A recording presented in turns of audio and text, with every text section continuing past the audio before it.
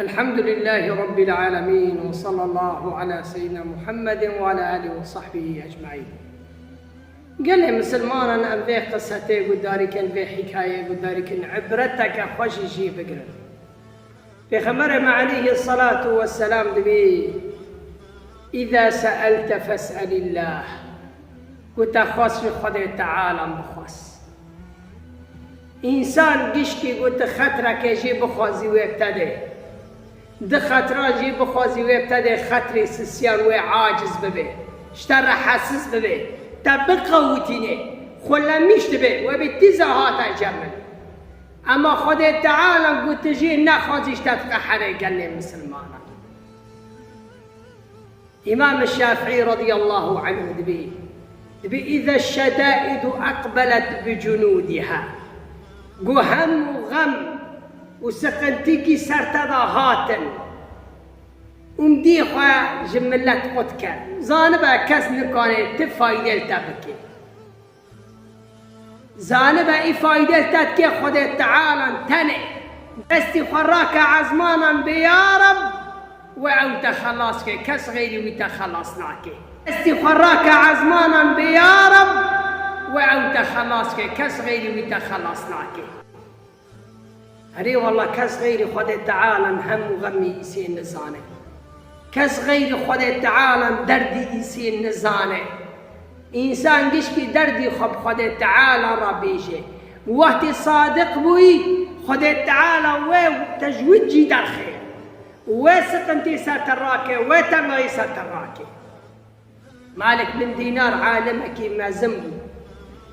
دبير روكي أزي راكتبو دخوني دا خدي تعالى بني مساجك اجمر شان دنجك خاتجمر خورابة هر فلان داره جامعك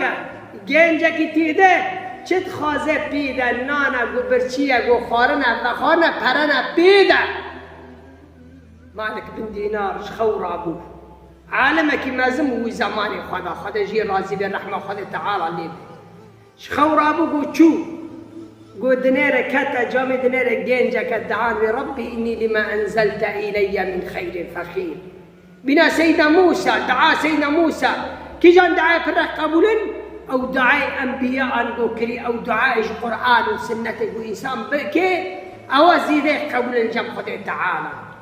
ويجي يقول سيدنا موسى واتي الرندية خاكر ودا شكر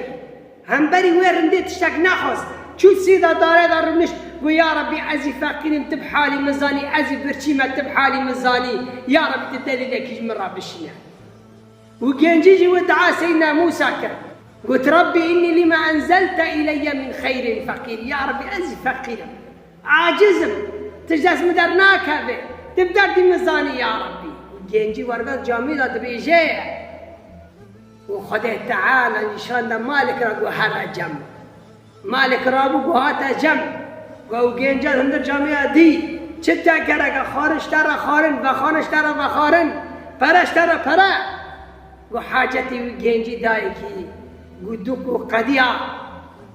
و گنجی را گو چتا کرده گو مالی من الفران داره ورا جمن ابتدم